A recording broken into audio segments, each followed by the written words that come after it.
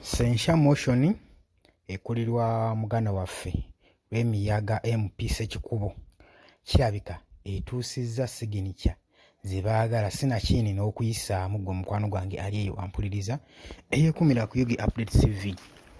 Kutegeeza nti no muganda wange okola kyamaanyi okwekumira ku mayengo gano aga Yugi Update TV. Baganda bange nnyongera okubalamusaako yonna gy'osinziira okuba ng'otuwuliriza.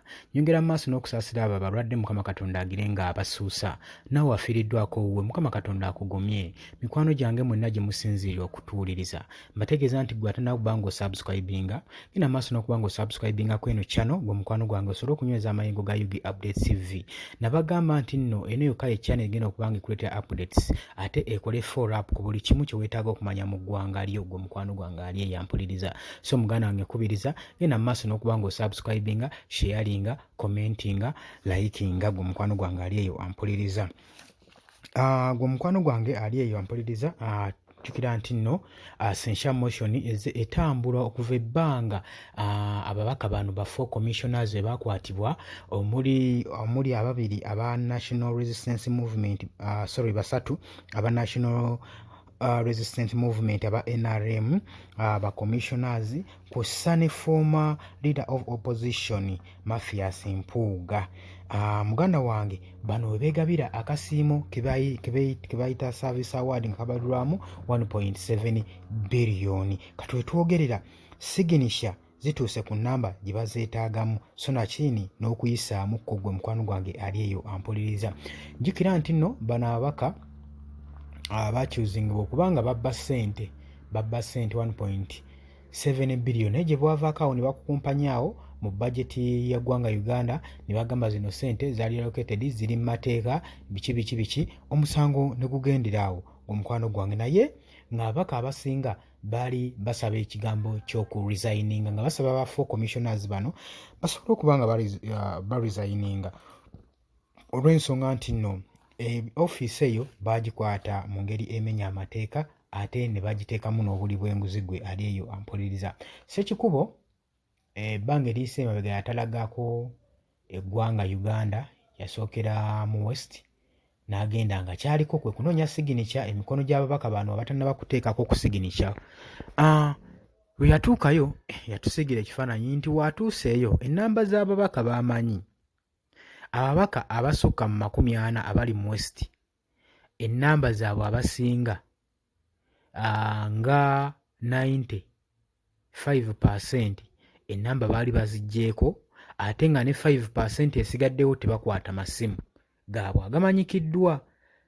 Gwe mukwano gwange ali eyampuliriza era n'avaayo n'agamba nti nno newankubadde amafuta gange gansaze sigenda kupondooka ngenda mu maaso n'okuba nga nnoonya emikono gino egibulako tusobole okuba nga tusyeshuwalinga Sensha motion eno okusobola ogiteeka ku table mu parliament ewa speaker Anita Amongo basobole okuba nga bagitunula muganda wange. Yagamba agenze kwolekera Northern Uganda era n'atalagga eyo gy'amala ebbanga lye naye n'akukulimanyo nti yasaba ssente z'amafuta ne bazimumma Anita Amongo ng'asaba bandibadde bamuwayo ka facilitation okusobola okunoonya gino emikono asobole okuba nga ajjuliriza emikono gino egibulako ku Sensha motions okusobola okuba nga presentinga signature zino ku table of parliament or parliamentary table eri speaker Anita Amongo gwe ampuliriza. Kakati nno Ssekikubo atugamba nti nno ba MPs babadde babiri abayongeddeko signatures zaabwe muno nga mwe muli Jackson Atima of Arua Central Division, mwe muli ne Dr. Florence Asiimwe Akiiki. Bano nno bannyonnyodde ensonga lwaki bo basazeewo okwongerako emikono. Bagambye nti nno ekintu kino twali tugivuddemu nga tukyesambye nga tukiyimiridde wala naye tubadde tetulina kyakusalawo bannaye munaatusonyiwa abaalya munaatusonyiwa twali tetulina kyakusalawo.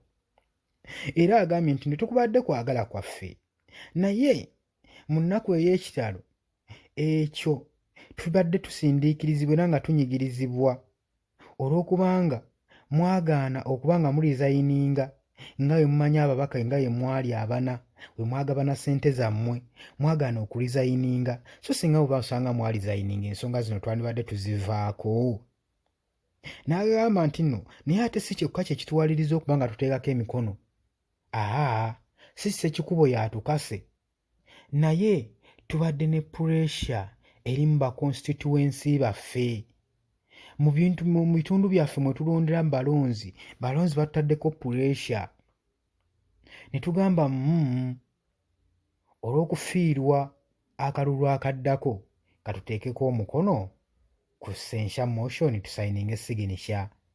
Kale nno kiba kitegeeza nti kino kireese ttoto nnamba ya signature zino okubeera nga ziri 178 ezibadde zirina okuba ezeetaagibwa nga ziri 177 kati zifuuse 178.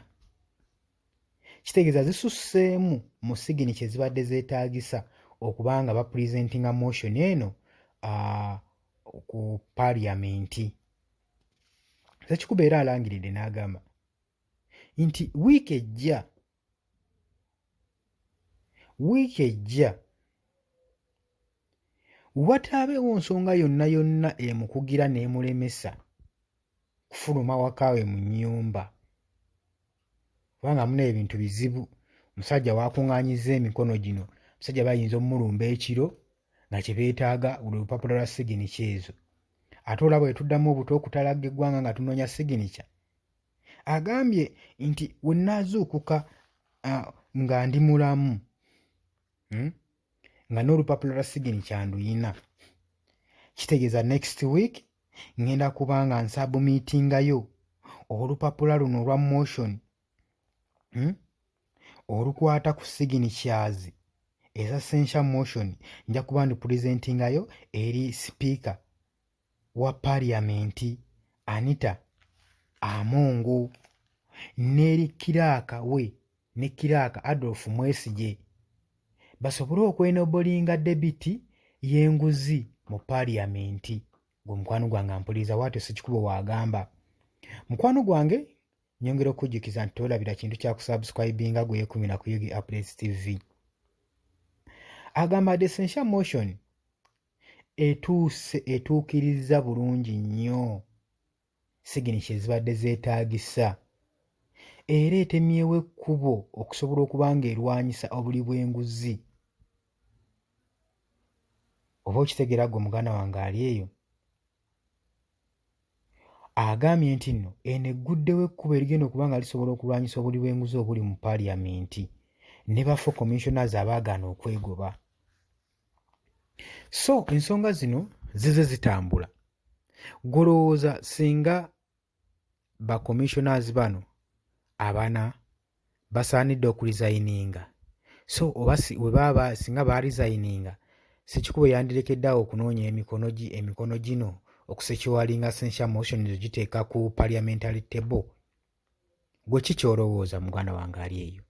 Jangu mu comment section, jangu okomentinge, sharinga, likinga.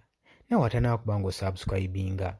Baganda bange nkutegeeza nti nno osobola okwagalizaako mukwano gwo ne nasubscribingako ku eno channel nesobola okuba nga tubaweereza n'okuteekako ekigambo ky'enkyukakyuka mu Uganda gwe mukwano gwange ampuliriza. Bingi bye mubanja ebitannaba kuba nga bituukirizibwa ku channel eno, naye mukoze bukubirire nkiwa mu bbanga ttono tujja kuba tubiganya okubaawo buli mbeera yonna. Wabula kye tusinga obbebazaamu ekyamakulu, mwebale tubeererawo, mwebale kubanga temuva ku Yugi Updates TV. Mwebale kwekumira ku mayengo gano aga Yugi Updates. Mbaagala nnyo, ngenda kubanga nkomawo ne information tova ku Yugi Updates TV.